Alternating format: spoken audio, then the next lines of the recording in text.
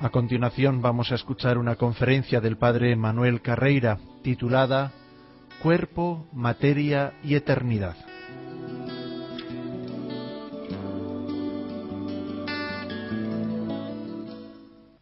Pensemos primero en la realidad del ser humano. Nosotros somos parte, obviamente, de un mundo material. Nuestro cuerpo es materia. Y somos parte del mundo viviente. Nuestra biología es muy parecida a la de los demás seres vivientes del nivel ya de mamíferos y primates en este mundo. Y hemos tenido que preguntarnos ¿qué significa que Dios ha creado el universo? Y llegamos a la conclusión entonces de que todo lo que es cambiante, todo lo que está en el tiempo y por tanto cambia de un estado en un momento a un estado distinto en un momento subsiguiente, todo eso no puede tener en sí mismo la razón de existir. Para repetir el argumento dado por un físico eminente, que podría haberlo firmado este argumento Santo Tomás, de todo aquello que cambia, en el hecho de que cambia, está demostrando que puede existir de diversas maneras.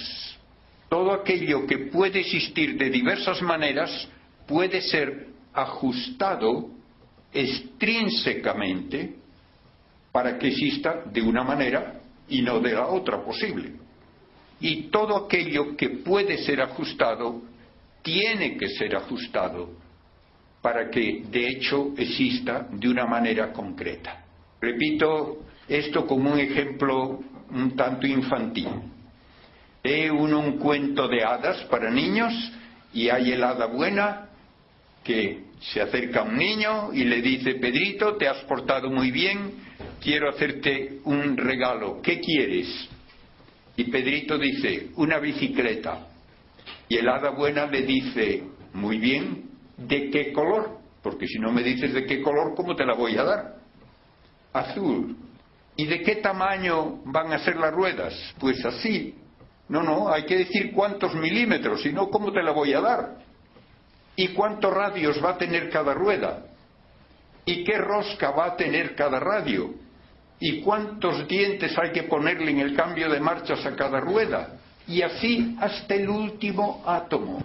Porque si no se especifica concretamente, no puede existir. No puede existir una bicicleta en abstracto. Pues ahora, aplicando este mismo modo de pensar al universo, llega este físico Wheeler a decir: el universo podía haber tenido más masa de la que tiene o menos. Podía haber tenido otro tipo de partículas distintas de la que tiene. Podía haber tenido otras fuerzas. ¿Por qué tiene estas y no otras?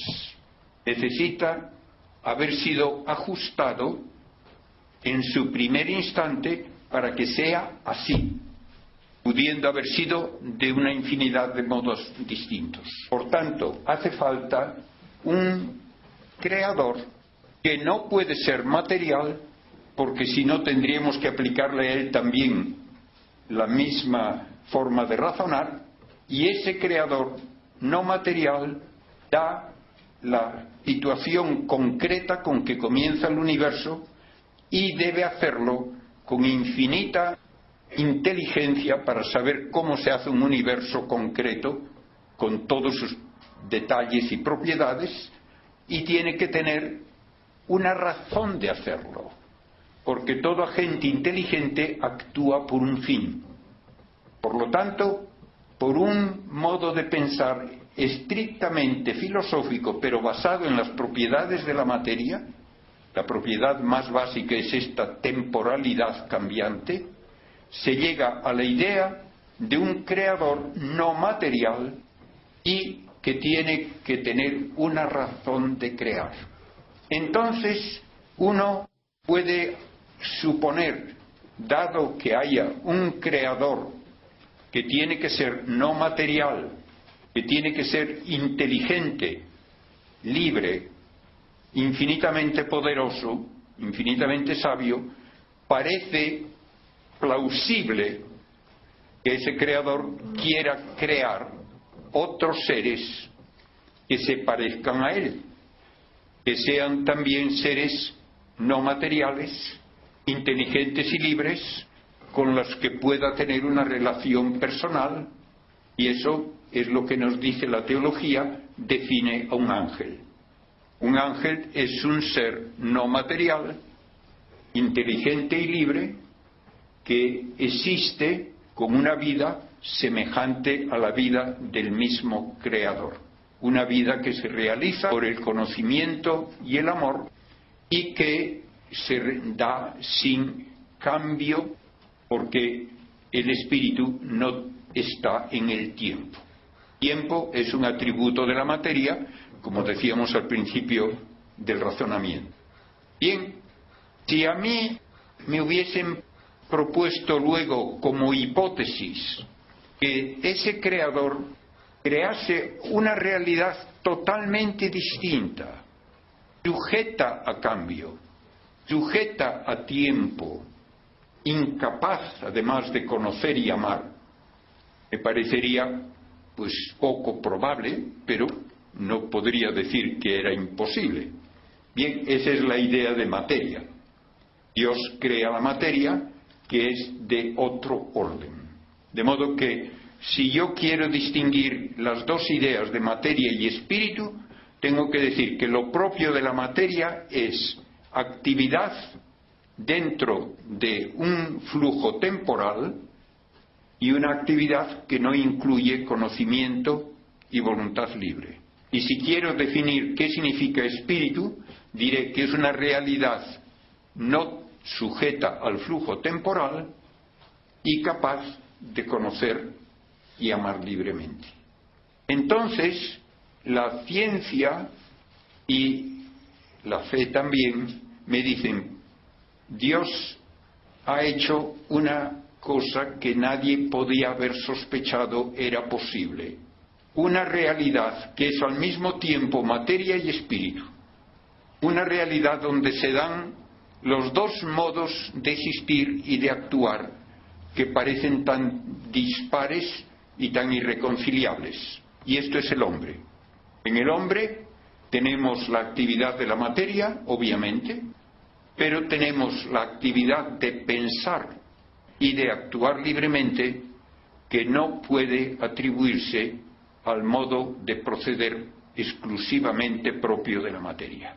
Por eso tenemos que aceptar que en el ser humano hay dos niveles de actividad que exigen dos causas distintas, dos fuentes distintas. Yo puedo explicar la actividad biológica en el animal y en el hombre como animal racional. La actividad biológica se debe a la actividad de la materia, pero la actividad de pensar y de actuar libremente no puede atribuirse a la materia. Y para que esto quede más claro, les diré que la física moderna define a la materia por el método propio de toda ciencia experimental. Sabemos lo que las cosas son por lo que hacen. No tenemos una intuición de esencias. Sabemos lo que algo es por lo que hace y nada más. Y esta es la metodología científica. Todas las definiciones de ciencia son definiciones operativas. Si yo pregunto qué es un electrón, me dirán es algo que manifiesta tener tanta masa, porque atrae con esta fuerza determinada, que manifiesta tener tanta carga eléctrica, porque tiene estas repulsiones y atracciones con una fuerza determinada, y tiene otras propiedades más que no entro en detalles, de spin y otras cosas, que se pueden medir. Eso es lo que define a la materia, lo que hace. Y lo que toda la física me dice es que solo hacen falta 4 fuerzas para explicar todo cuanto ocurre en el universo observable. 2 de largo alcance, la gravitatoria y la electromagnética, 2 de corto alcance, la nuclear fuerte y la nuclear débil. Y todo y cuanto es afectado o afecta algo por alguna de esas fuerzas es materia. Y una vez que llegamos a esta definición de materia, y lo digo con énfasis sobre ello porque hay veces que la gente me dice, es que nadie sabe lo que es la materia. Yo, mire, se sabe por una definición operativa. Lo sabemos por su esencia. Pero podemos decir, materia es todo y solo cuanto actúa por alguna de estas fuerzas o es afectada por alguna de estas fuerzas. Y así no hay lugar a duda. Y eso implica partículas, energía, vacío físico, espacio y tiempo. Todo eso es materia. Espacio y tiempo son solamente atributos de la realidad material. Partículas y energía son lo que directamente o indirectamente nos permite estudiar la estructura y la actividad precisamente de esa materia. Y por eso, si hay una realidad que no puede atribuirse a alguna de esas cuatro fuerzas o a varias unidas, esa realidad no puede atribuirse a la materia. Y esto es lo que ocurre con el pensamiento abstracto y con la voluntad libre. Ninguna de estas cuatro fuerzas explica que a mí me interese saber cómo se resuelve una ecuación matemática. Ninguna de estas cuatro fuerzas explica el que se escriba una poesía. Y ningún pensamiento puede describirse en términos de masa o carga eléctrica o ninguna otra propiedad de la materia. Por lo tanto, no es materia. Y si el pensamiento no es materia, tiene uno que admitir que hay una fuente distinta de la materia que da origen a esta realidad innegable que es el pensamiento y que es también la actividad de la voluntad libre. De modo que ya llegamos a una básica descripción de lo que es el hombre. Es una realidad compuesta de materia y espíritu. Por ser parte del mundo material, tiene en común actividades de todo tipo con las otras realidades del mundo material. Por ser al mismo tiempo espíritu, sobrepasa la actividad de la materia y se une, en cierto modo, al nivel de actividad propio de Dios y de los ángeles. Por eso en el Génesis se dice ya que Dios hace al hombre a su imagen y semejanza. Naturalmente eso no quiere decir que Dios tenga dos brazos y que tenga un aspecto parecido a nosotros, no. La imagen y semejanza humana con respecto a Dios es en la actividad espiritual de conocer y de actuar libremente. Y conste que este conocer es el conocer abstracto. Usamos la palabra inteligencia muchas veces de una forma equívoca, porque decimos de un perro que es muy inteligente, porque le hace uno aprender a llevarle el periódico, las zapatillas o cosas de esas y lo aprende muy pronto. La inteligencia no es un modo de actuar, es un modo de conocer. Y es el modo de conocer incluso de lo abstracto que no tiene representación ni nada que ver con ningún dato de los sentidos. Cuando yo pienso en una integral de la matemática, no tiene nada que ver con ningún dato sensorial. Cuando yo pienso en el sentido del deber, no tiene nada que ver con ningún dato sensorial. De modo que en el hombre hay que aceptar esos dos niveles, de actividad material y actividad espiritual. Y el hombre no es ser humano, sino con ambos componentes. Y esto contra todo intento de reducir las cosas a una única fuente. Ni es correcto el materialismo, ni es correcto el idealismo. El materialismo quiere reducir toda la actividad humana y de todo lo cuanto existe a actividad material. Eso no vale porque no puede explicar nada de lo que hemos visto es propio de la actividad intelectual abstracta. Y el idealismo niega la realidad material queriendo reducirla a pura ilusión. No, ambas cosas son absurdas y van en contra de la experiencia más elemental de cada uno de nosotros. De modo que hay que admitir que el ser humano es cuerpo y espíritu.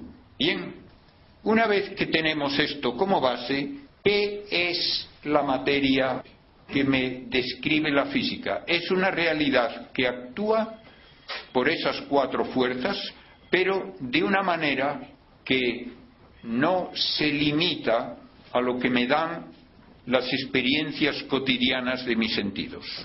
Lo que los sentidos me dan es una descripción muy superficial de cómo actúa la materia en escalas de gran tamaño. Hasta hace un siglo no se sabía ni que existían los átomos. Pues muy bien. ¿Por qué? ¿Porque nos engañan los sentidos?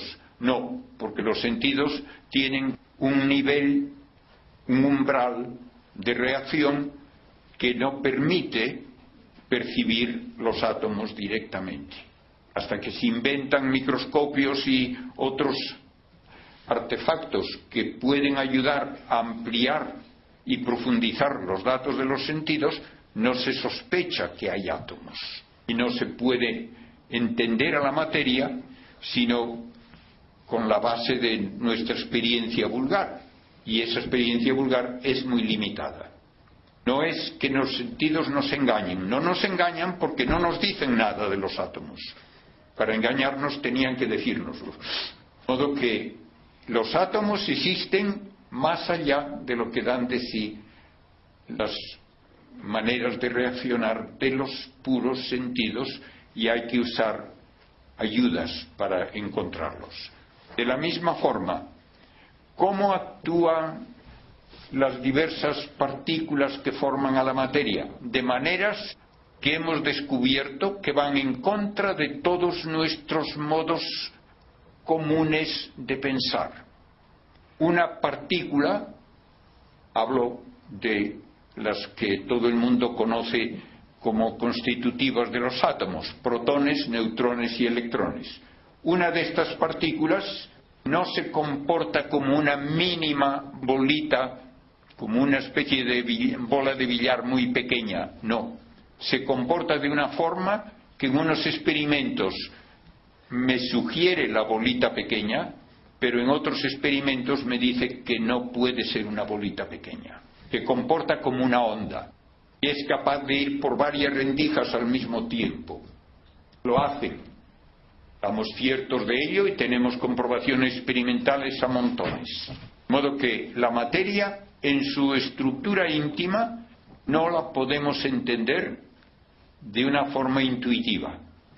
Ni es partículas, ni es ondas, es algo que en unas circunstancias se comporta como una partícula, en otras circunstancias se comporta como una onda. Y así es posible decir que una partícula, de alguna manera, está en varios sitios a un tiempo. Pues sí. En otras situaciones, experimentos también indudables, me dicen que una partícula puede ir de un sitio a otro sin pasar por el medio. Es el efecto túnel, que hoy se usa mucho en la electrónica, pero no se entiende tampoco cómo ocurre. ¿Por dónde va? Por ninguna parte. ¿Pero lo hace? Sí. Otro dato, según mi modo vulgar de pensar, a la materia se la puede comprimir hasta que no haya huecos entre las partículas, pero después ya no se puede comprimir más. No es verdad. Se puede comprimir sin límite.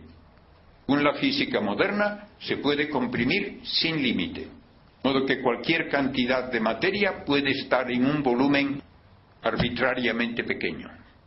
Y, finalmente, entre las cosas raras de la materia, primero, las partículas elementales parecen no tener identidad propia.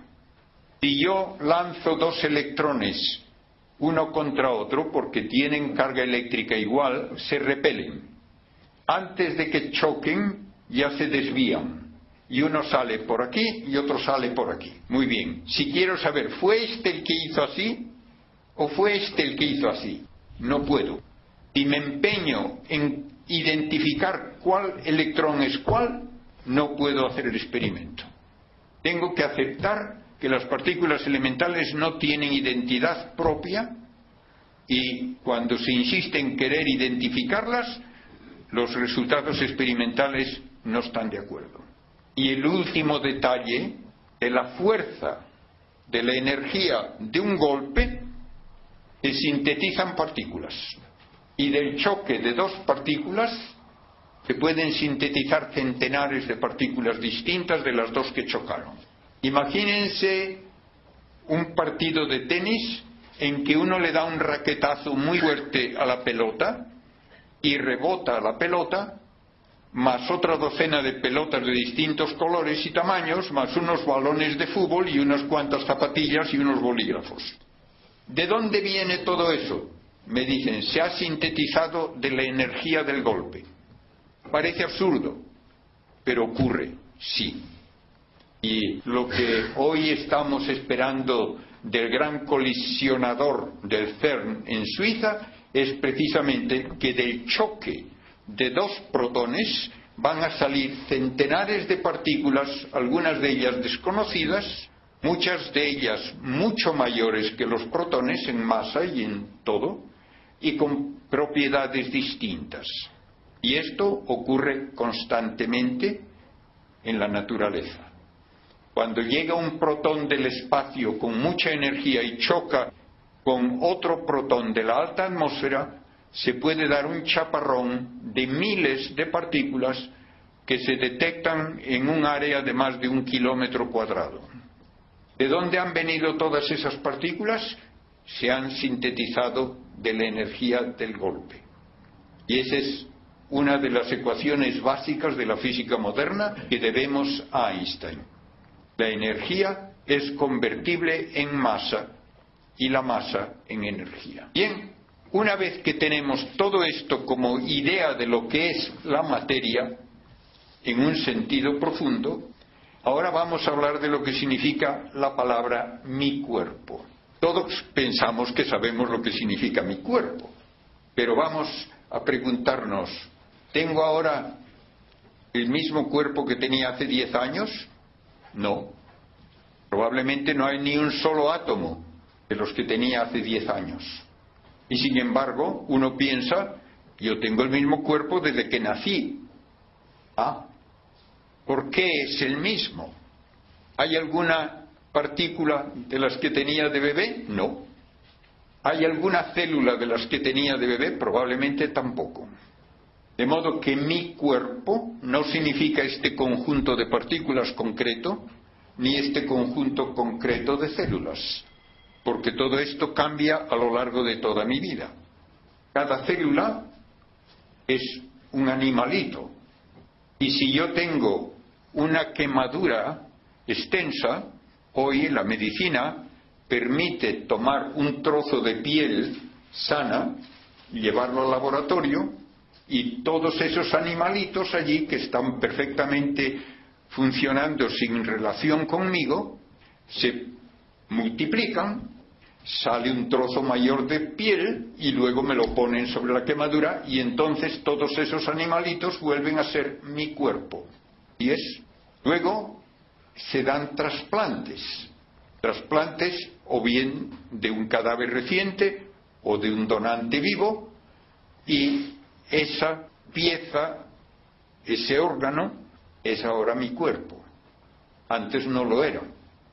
Entonces tengo que aceptar, una vez más, que mi cuerpo no es el de ningún momento concreto en mi vida, ni es este conjunto de células, ni es este conjunto de partículas. Entonces, ¿qué significa cuando se dice en el Catecismo de la Iglesia Católica que cada uno de nosotros resucitará con el mismo cuerpo que tenía? Lo dice el Catecismo en el número 997. Pues obviamente no puede significar que va a ser el conjunto de células y de partículas que uno tiene en el momento de morirse, porque eso implicaría que un bebé será bebé por toda la eternidad y que el que tenía un defecto físico y se muere con ese defecto físico lo va a tener por toda la eternidad. Instintivamente pensamos que no va a ser así. Entonces, ¿en qué consiste esa propiedad que permite llamar a un conjunto concreto pero cambiante mi cuerpo?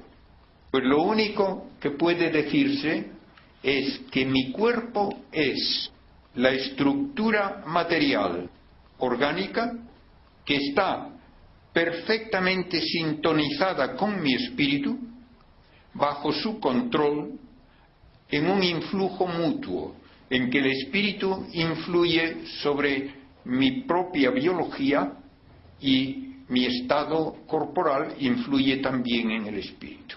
Si yo tengo sueño o he vivido algo tanto demasiado fuerte, no puedo pensar bien, así es. Si tengo un tumor cerebral, no puedo pensar bien ni actuar normalmente. Si tengo una preocupación enorme, puedo terminar con una úlcera de estómago. Hay un influjo mutuo innegable. Y aunque el espíritu de por sí, yo creo que lo puedo decir como una hipótesis muy plausible, si el espíritu de por sí no debería estar sujeto a límites de espacio y tiempo, como no lo están los ángeles ni está Dios, en el hombre el espíritu está sujeto a un proceso que lleva tiempo, aún para pensar en lo más abstracto y lo más sublime. Si yo quiero pensar en Dios, me lleva tiempo. Y ocurre la actividad espiritual dentro de este organismo, y yo pienso dónde está este organismo, no en otro sitio.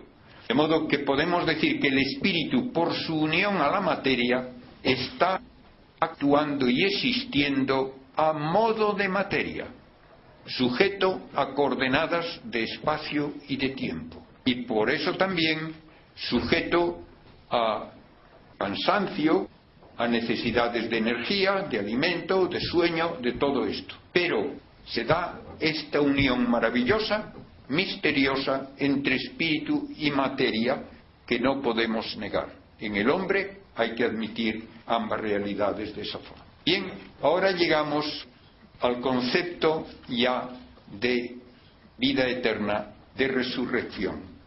El concepto de resurrección, incluso algunos teólogos modernos lo quieren reducir a un modo de hablar totalmente equívoco.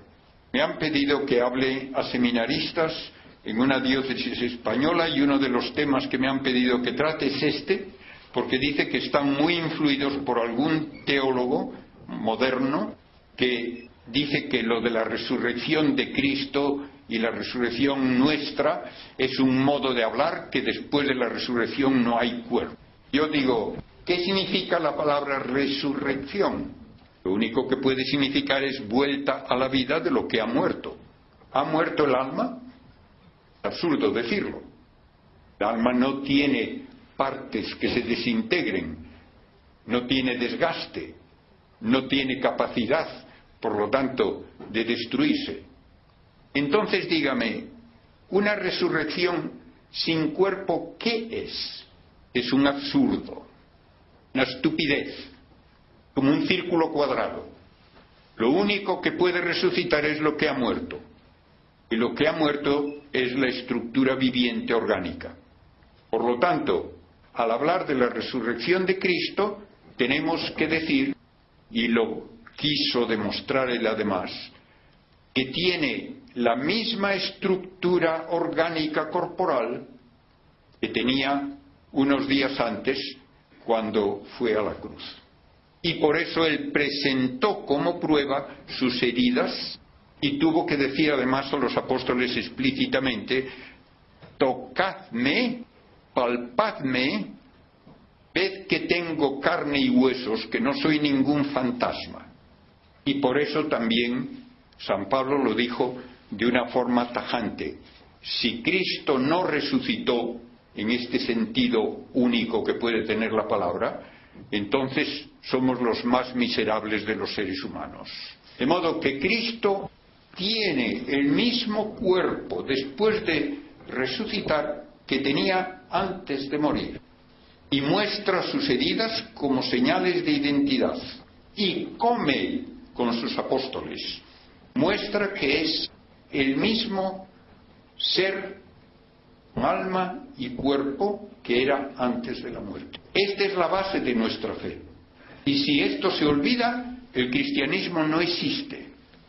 El cristianismo se reduce a pura palabrería. Pues bien, esto mismo hay que decir de nuestra resurrección. Un absurdo ya verbal, más de ser un absurdo filosófico y teológicamente. Pues bien, el hombre entonces tiene que ser, después de la resurrección, como Cristo, una realidad con verdadero cuerpo material, porque no hay otra cosa que se pueda llamar cuerpo sino una estructura material. Es decir, un cuerpo no material es una idiotez, es decir, una materia que no es materia. Tiene que ser cuerpo, estructura material, compuesto de átomos, y tiene que ser mi cuerpo. Y será mi cuerpo no porque tenga la omnipotencia divina que ir cazando todos los átomos que yo tenía a lo largo de mi vida para ponerlos juntos otra vez, sino porque de pura energía se pueden producir, se pueden hacer partículas elementales que formen el mismo tipo de estructura adaptada a mi espíritu, que es lo que significa mi cuerpo.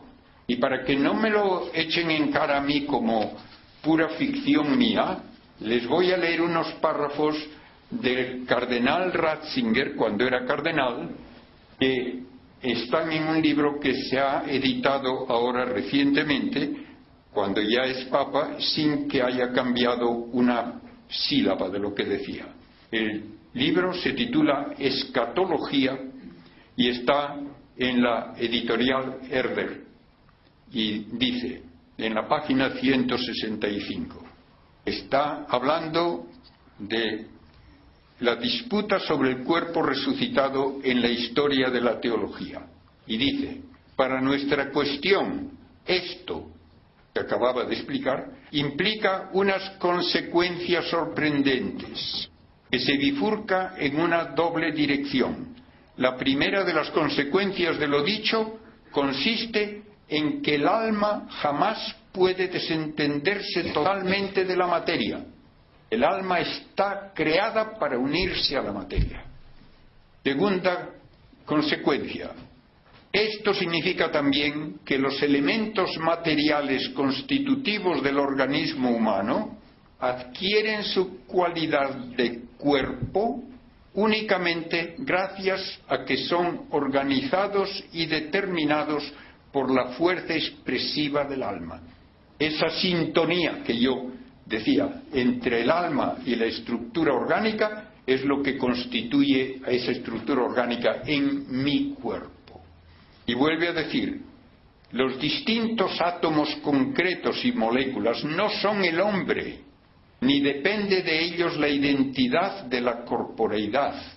No depende la identidad, el que sean estos átomos, estas moléculas en este momento. Cuerpo, en cuanto tal cuerpo, es lo que el alma se construye como su expresión corporal. Precisamente porque la corporeidad es algo tan indisoluble de la condición humana, es por lo que la identidad de la corporeidad no depende de la materia, sino del alma. Y recuerden esta frase también, que la corporeidad es indisoluble de la condición humana. Por eso un alma sola no es un ser humano. Por eso también lo dice en la primera frase que leí, que el alma nunca puede desentenderse de la materia completamente. Y ahora vamos a entrar en la parte más difícil desde el punto de vista de entender una existencia que va a ser el cuerpo resucitado de cada uno de nosotros, como lo es ya del cuerpo de Cristo y del cuerpo de María. Decimos en el Catecismo de la Iglesia Católica, en el número 645, que tras la resurrección, la totalidad del ser humano comienza a existir fuera del marco de espacio y tiempo. Fíjense que lo mucho que se dice en pocas palabras. La totalidad del ser humano, alma y cuerpo, va a existir de un nuevo modo, en que no entran en juego los conceptos de espacio y tiempo. Por eso se puede decir que el ser humano va a existir a modo de espíritu. Y por eso San Pablo habla del cuerpo, entre comillas, espiritual. Porque lo propio del espíritu es el estar fuera de los límites de espacio y tiempo. Pues bien, por actividad sobrenatural de la omnipotencia divina, se va a dar a la materia el modo de existir propio del espíritu. Y esto es lo que nos va a costar mucho trabajo encajar dentro de nuestra cabeza.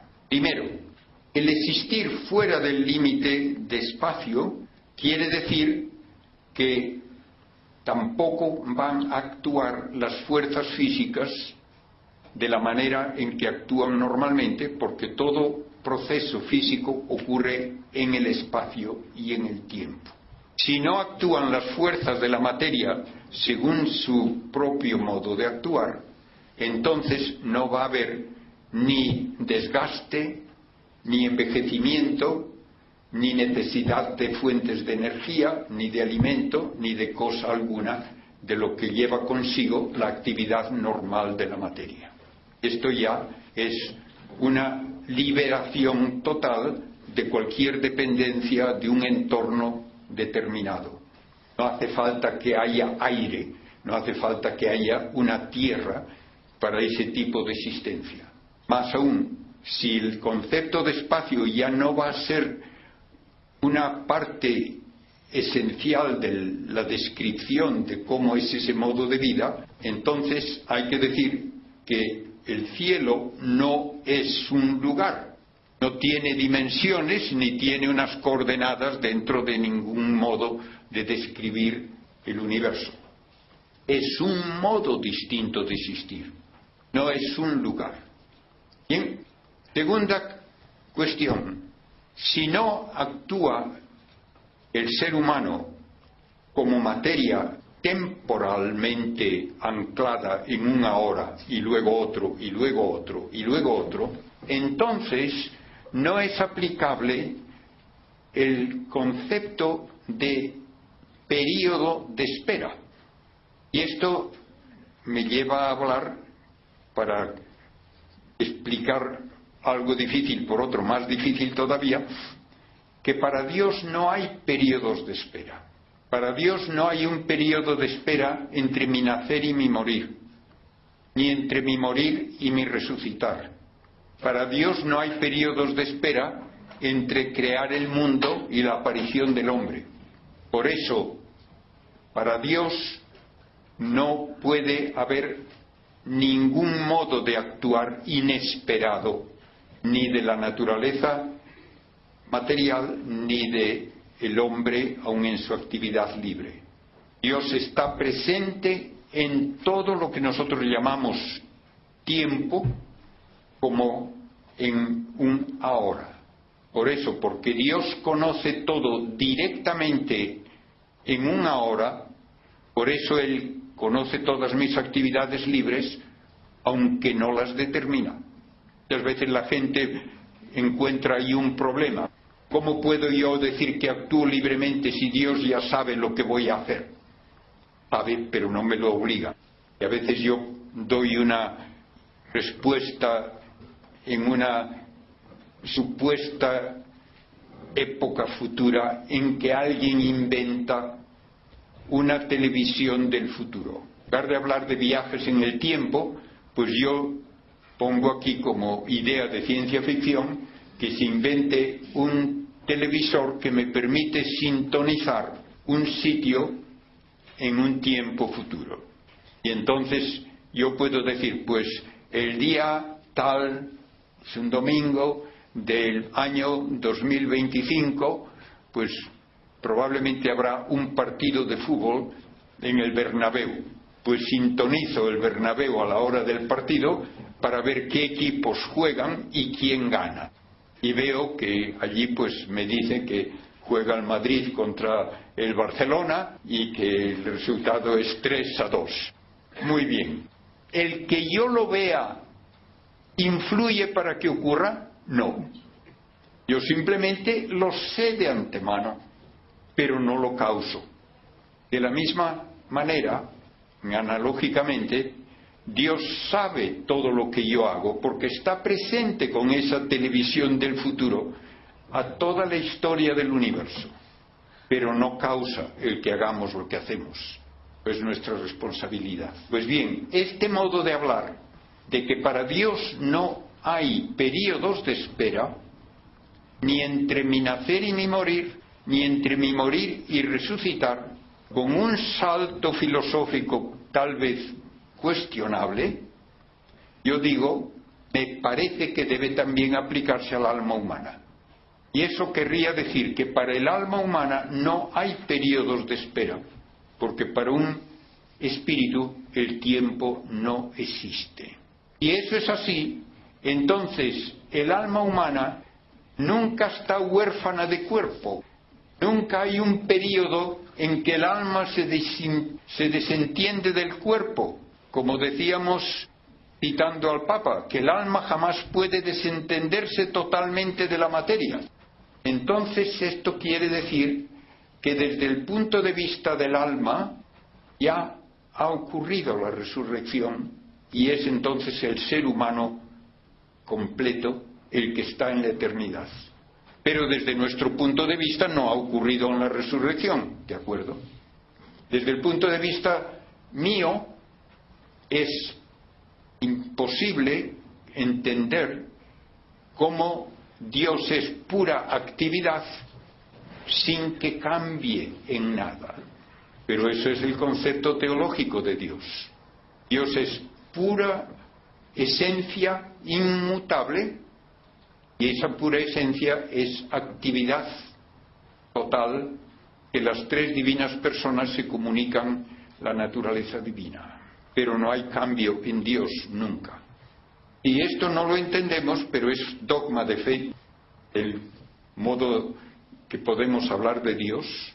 Por eso Cristo pudo decir que ha estado con el Padre antes de que se crease el mundo, etcétera. Pues entonces yo me atrevo a extenderlo al espíritu humano. Y en ese caso tengo que decir, el espíritu humano no está nunca huérfano de cuerpo desde el punto de vista del espíritu, pero está desde el nuestro. Cuando hablamos, por lo tanto, de los que están en el cielo ahora, y cuando se canoniza a un santo, es para afirmar que está en el cielo ya gozando de la visión de Dios, pensamos que sólo el alma está en el cielo, pero desde el punto de vista del alma no hay ese modo de existir separado, independiente del cuerpo. Creo que esto es lo más difícil de entender o de aceptar aún sin entenderlo, pero me parece que la lógica me lleva a ello. ¿Quiere esto decir, como dicen algunos, que la resurrección ocurre en el momento de la muerte? No, desde nuestro punto de vista, no digo eso. Solo digo que para el alma no hay periodos de espera. Y si esto les parece un juego de palabras, pues lo siento mucho, pero no lo sé decir de una forma más clara. Si el alma está fuera del ámbito del tiempo, no puede haber periodos de espera para ella. Y si no hay periodos de espera, entonces se puede decir que nunca está desentendida del cuerpo. En el momento de la resurrección universal al final de los tiempos, entonces ya desde cualquier punto de vista se podrá decir que alma y cuerpo están unidos para siempre, inseparablemente, y el cuerpo mismo existe a modo de espíritu, desde cualquier punto de vista, sin límites espacio-temporales. Esto es lo que nos dice la filosofía y la teología aplicadas con rigor al concepto de ser humano y el concepto de resurrección. Y como un detalle además que puede ayudar a entender lo que acabo de decir, sobre todo con respecto a Cristo, el modo en que se realiza la presencia de Cristo entre nosotros, con toda nuestra teología y nuestra tradición, es la Eucaristía, ¿verdad? Y adoramos, cuando el sacerdote levanta la sagrada forma, adoramos el cuerpo de Cristo y adoramos la sangre de Cristo. Si Cristo no tiene cuerpo material después de la resurrección, ¿qué es lo que adoramos? Creo que estos teólogos no han tenido el sentido común elemental de preguntarse eso. Cuando Cristo en la última cena coge algo en su mano, que se ve es un trozo de pan, y dice, esto es mi cuerpo, que va a ser entregado por vosotros. ¿De qué cuerpo habla? Solo habla del que tiene, del que está a la mesa con los apóstoles, que además es el que va a ser entregado. Luego cuando dice, esta es mi sangre, que va a ser derramada, ¿de qué sangre habla? Pues de la que tienen las venas en ese momento, no hay otra. Pues si ahora yo adoro el cuerpo de Cristo y la sangre de Cristo repitiendo lo que Él hizo en la última cena, tengo que estar hablando del mismo cuerpo y de la misma sangre. Y si no se acepta esto, se viene abajo toda la liturgia de la Iglesia durante 20 siglos. Hay que tomar las cosas como son. No lo entendemos, no. Pero lo que dije antes de cómo la física describe las capacidades básicas de la materia, me ayuda también a aceptar lo que me dice la fe en el caso de la Eucaristía. En el caso de la Eucaristía, eso que sigue teniendo bajo el microscopio y bajo análisis químico todas las propiedades de pan y de vino, eso está ahora sintonizado con el alma de Cristo y es su cuerpo. Por eso adoramos eso como el cuerpo de Cristo. Y esa misma realidad material es la que está en el trono de la Trinidad adorada por ángeles. Y esto no tiene por qué disminuirse en modo alguno porque resulte difícil aceptar que todo el cuerpo de Cristo está en cada parte. Sí, y hemos dicho que la materia puede compenetrarse sin límite, ni es tampoco contra la lógica de la materia el decir que está en miles de sitios al mismo tiempo. La materia puede estar en sitios diversos al mismo tiempo. Y cuando leo cómo Cristo entra en el cenáculo con las puertas cerradas y sale sin que le abran la puerta, eso no va contra el concepto de materia, lo hacen las partículas elementales. Yo una vez di esta conferencia ante técnicos de energía nuclear en España y había entre los oyentes un agustino que cuando salió dijo, esos teólogos que hablan de cosas que no tienen ni idea de lo que son, debían haber estado aquí. La materia es mucho más flexible en sus capacidades básicas y sobre todo bajo la omnipotencia de Dios, mucho más flexible de lo que nosotros podemos imaginar. La fe no nos pide que creamos algo absurdo, no nos pide que creamos que la materia está haciendo algo que es imposible a la materia. Tiene las propiedades básicas que conocemos por datos experimentales, pero puestos al servicio de la omnipotencia de Dios para darnos la presencia simultánea de Cristo en su cuerpo y en su sangre, vivientes, unidos al alma, en todos los lugares de la tierra donde se celebra la Eucaristía.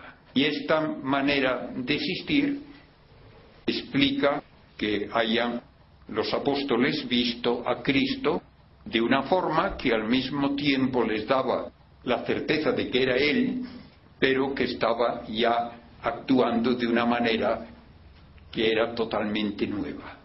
Y por esa experiencia suya dieron su vida, aunque iba totalmente en contra de su modo de pensar instintivo, porque eran hombres muy de tocar las cosas y no creer en ilusiones. Aun así dieron su vida por el testimonio de que habían visto a Cristo resucitado con cuerpo y alma, con las señales de sus sufrimientos y viviendo de una forma nueva, una forma con toda libertad ya con respecto a los límites de espacio y tiempo. Pues eso es lo que nuestra teología nos dice, es el futuro también de todos los que somos incorporados a Cristo. Ven, me he metido en cosas que probablemente les harán pensar mucho más, pero sepan que no he inventado nada. Y en las cosas en que yo no las entiendo, lo he dicho claramente que yo tampoco las entiendo. Pero el que no la entendamos para mí es un dato positivo, porque si no me entiendo a mí mismo, pobre sería Dios si lo midiese por lo que yo puedo entender. Y lo mismo podemos decir respecto a lo que nos enseña la teología. Concluye así la conferencia del padre Manuel Carreira, titulada Cuerpo, Materia y Eternidad.